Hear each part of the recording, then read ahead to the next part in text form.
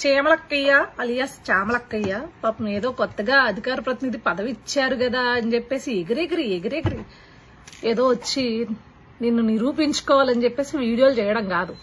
అందులో ఉన్న సబ్జెక్ట్ ఏంది, మనం మాట్లాడే దాని మీద ఎంతవరకు వాలిడేషన్ ఉంటుంది అనేది కూడా చూసుకుని మాట్లాడాలి చామలక్క. లేకపోతే పరువు పోద్ది.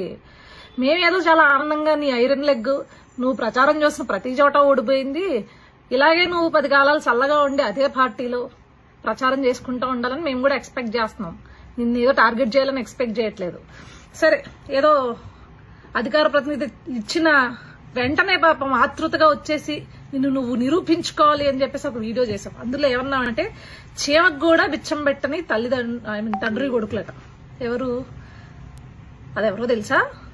నేను పుట్టి బుద్ధి ఎరిగిన దగ్గర నుంచి, నాకు రాజకీయాల గురించి తెలిసిన దగ్గర నుంచి ఏదైతే నువ్వు పార్టీలో ఉన్నావో ఆయన గారు కావచ్చు, ఆయన తండ్రి గారు కావచ్చు, గవర్నమెంట్ తరపున కాకుండా, అంటే గవర్నమెంట్ ఏదన్నా పథకాలు గాని పెట్టారేమో తప్పించి గవర్నమెంట్ తరపున కాకుండా ఏనాడు సొంతంగా వాళ్ళు ప్రజలకు చేసింది గాని లేకపోతే ప్రజలకి పెట్టింది గాని ఏనాడు ఈ రాష్ట్రంలో ఉన్న ప్రజలైతే చూసింది లేదు, కనింది లేదు, వినింది లేదు.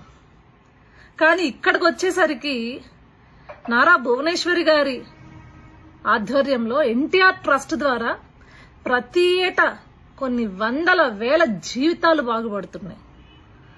ఎన్టీఆర్ ట్రస్ట్ ద్వారా చదువు చెప్పిస్తున్నారు చదువుకోలేని పిల్లలకి.